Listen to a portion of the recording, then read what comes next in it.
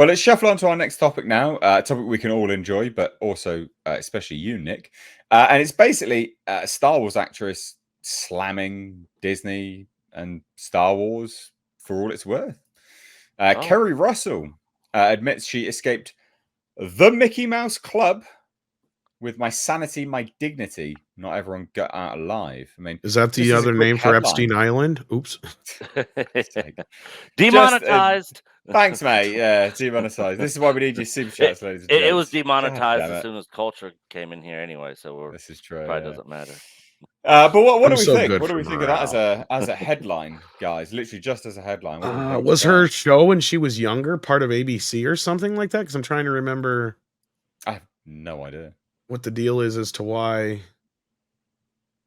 this is a thing. But okay. Well, I mean, she played. She was in Star Wars: The Rise of Skywalker. No, I know, but the Mickey Mouse Club part of it, like, I mean, because usually that's working for Disney. I think that's maybe, but I mean, she was in the last movie of a trilogy, so what the fuck's the difference?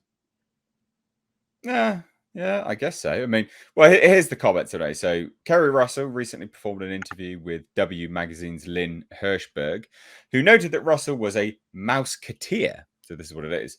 The actress responded and says, "Some of those people are still my best friends. Ilana, Miller, and Lindsay Alley. I was there at a time when there were a lot of famous kids there. And I say this completely truthfully, that like I was literally the least talented one there. I'm not kidding. What is a mouseketeer? What on earth is a mouseketeer?"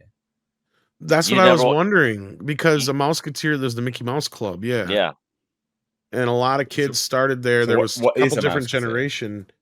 It was just like a variety show they did. Like Britney Spears started there. Oh, right there it says it. Ryan Gosling, a few others, Justin Timberlake, Christina Aguilera, and the like. Yeah. That was one of the more recent rounds of in more recent years. But originally it was like Annette Funicello came from that. I don't know who she is. We don't have that here. But yeah, it was on. I think it was on originally on ABC or something like that, and then it moved to the Disney channel. But it was just like this afternoon, like variety show with kids. They do music and do skits, and you know, it was just one of those things. And that's where I was kind of joking about it, because that's like the famous thing is that a lot of these kids didn't get out of there unscathed. Let's say, other than Ryan Gosling and her, I guess. And that's what I was wondering: was she one of them, or?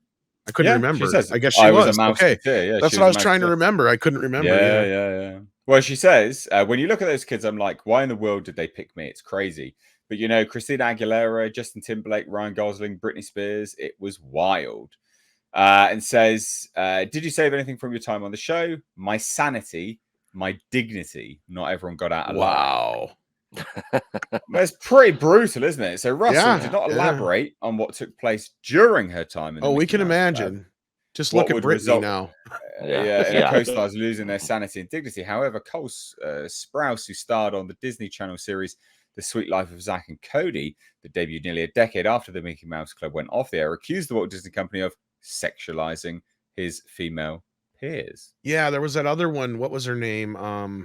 Well, the Britney Spears' sister, that was Nickelodeon, I think. But then there was trying to remember the other girl that's like really fucked up now because of, and she was a Disney kid too. I'm trying to remember her name. Wasn't it? Oh God, I know. I think I know exactly the one you're talking about. Yeah, well, there's a couple of them, but like there's one specifically I was trying to think of. Not bloody name. I was trying to think like Amanda. Is it Amanda Bynes? I'm thinking of, and then there was also what's her face who was in Herbie, of course, too, the redhead. Yeah, Amanda Bynes. Okay, yeah. So Amanda Bynes is the main one I'm thinking of. She's really fucked up. You're talking about Lindsay Lohan, and Lindsay Lohan is the other one. Yes, thank you. Yeah. Those two really got fucked up by being a Disney kid. Yeah. There was another one as well. Oh yeah, there's a few. There's a good handful. That's the thing. Yeah. God damn it. Anyway, whatever.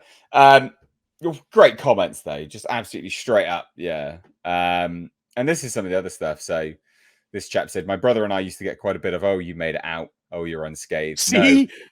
No, the young women on the channel, we were on Disney Channel, were so heavily sexualized from such an earlier age than my brother and I, that there's absolutely no way that we could compare our experiences. God damn. Well, and I'm sure some of the guys got propositioned by some very homosexual oriented executives too.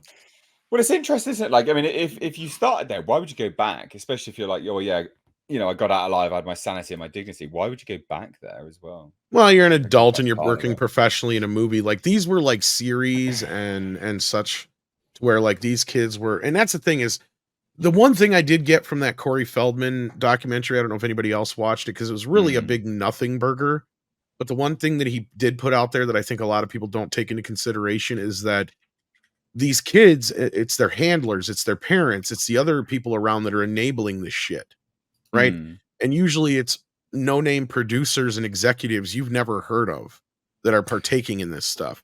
Wasn't it Bella Thorne? Wasn't she a Disney kid? She could have been one too. I can't remember specifically, but like, yeah, I mean, any of these kids that were ran through the Disney or the Nickelodeon machine, they're lucky to be alive. Well, I guess Amanda was Nickelodeon, but still, that's my whole point. Like, they are fucked up beyond belief. And the fact that she's saying that and people come up to her and go, oh, you got out alive. That should tell you exactly what kind of machine that those companies are. Yeah. Yeah, you were right. Bella was Disney, so you were right on that one. I was wrong. Yeah, Amanda. And she's come out and said gross stuff about Disney as well, as far as I'm aware. I'm pretty certain she has, like, about being sexualized and stuff like this. So, yeah, Disney, gotta love them. Man, if I had kids, I would never let them be part of no Disney kid show. No. I wouldn't even let them watch it. You're going to let them watch it nowadays? Yeah, no. God damn. Can you imagine they watch it? Can you imagine being part of it? What are they going to do behind the scenes on them now? Yeah. No. Oh, well, things have either gotten a lot worse or they're gotten a lot better. That's the problem. It's one extreme or the other at this point.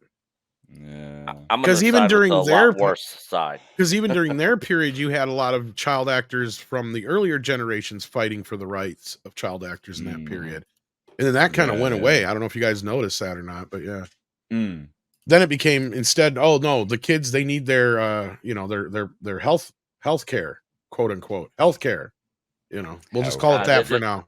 That reminds me of the whole Macaulay Culkin thing with him and his parents and all that. Yeah, Lord, man, he wasn't even part of Disney, and look how jacked up he is now. Well, and he's one of the main reasons I don't believe necessarily Michael Jackson did anything, but he again also was one of those like Corey Feldman, who, like I said from that documentary I heard, the main thing was it's not so much these people that you automatically suspect, it's the people you don't fucking know.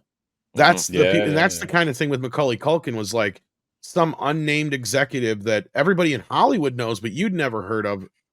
Was claiming some really wicked shit. You can go find the interviews out there. I'm not going to repeat them on Mr. H's channel, but like, well, we're already demonetized, ladies and gents. No, but I mean, I don't want to get you in deep fucking trouble. I mean, this stuff gets pretty gruesome. Community strike, or yeah. Well, let's shuffle on then, so we get on to some more light-hearted topics. Although none of them are really particularly light-hearted.